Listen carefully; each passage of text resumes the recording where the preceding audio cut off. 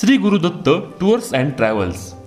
आमच्याकडे सर्व प्रकारचे AC, non AC, tempo traveller, mini bus तसेच लक्झरी बस भाड्याने मिळेल।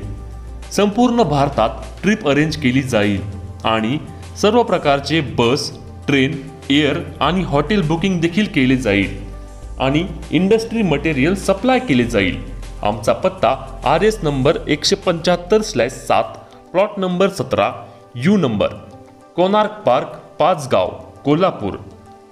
Proprietor Dattatray Patil. Mobile number 7057050303, 9130979979 आणि प्रवीण पाटील 7057052020।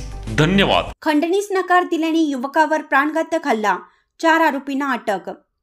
खंडणी न दिल्याच्या कारणावरून तरुणावर कोयता आणि एडक्याने प्राणघातक हल्ला करण्यात आल्याची घटना रुई तालुका हातकणंगले येथे घडली। या प्रकरणी हातकणंगले पोलिसांनी तातडीनं कारवाई करत 4 आरोपींना अटक केली। फिर्यादी महेश तानाजी झपाटे, वय वर्ष 35, राहणार झपाटेमळा रुई, तालुका हातकणंगले।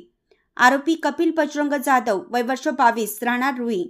बाळू उर्फ बाळासो विनोद जाधव, वय वर्ष 19, राहणार रुई। गौरव शरद मर्डे, वय वर्ष 27, राहणार कबनूर।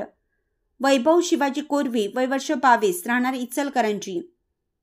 घटनेची अधिक माहिती अशी की दिनांक 26 फेब्रुवारी 2025 रोजी दुपारी 2 वाजता फिर्यादीला कपिल जाधव यांनी अज्ञात क्रमांकावरून फोन करून 50,000 रुपये खंडणीची मागणी केली।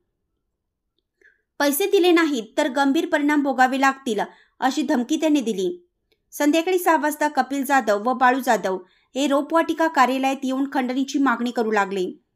फिर्यादीने पैसे देण्यास नकार दिल्यानंतर त्यांनी इचलकरंजीतील जर्मन गँग आणि कोल्हापूरच्या गेंड्याबाईला बोलावण्याची धमकी दिली।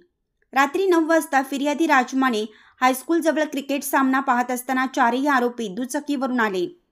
आरोपींनी फिर्यादीला धमकावत 50,000 रुपये द्यायला जमणार का नाही याचा विचार कर असं म्हणत त्याला शारीरिक धक्काबुक्की केली। गौरव मर्डे आणि कपिल जाधव यांनी एक्सेस मोपेडवरून एडका आणि कोयता काढून फिर्यादीवर हल्ला करण्याचा प्रयत्न केला।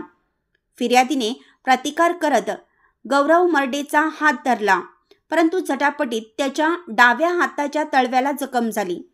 घटनेनंतर दिनांक 27 फेब्रुवारी 2025 रोजी सकाळी फिर्यादीने पोलीस ठाण्यात तक्रार नोंदवली। हातकणंगले पोलिसांनी तातडीनं तपास करून आरोपींना 27 फेब्रुवारी रोजी सायंकाळी अटक केली। आरोपींना कोर्टात पोलीस कोठडी सुनावली असून पुढील तपास पोलीस निरीक्षक SS मेमाणे करत आहेत। या घटनेमुळे हातकणंगले तालुक्यात खळबळ उडाली आहे। पोलीस अधिक तपास करत असून आरोपींचे आणखीन कोणी साथीदार आहेत का याचा शोध घेतला जात आहे।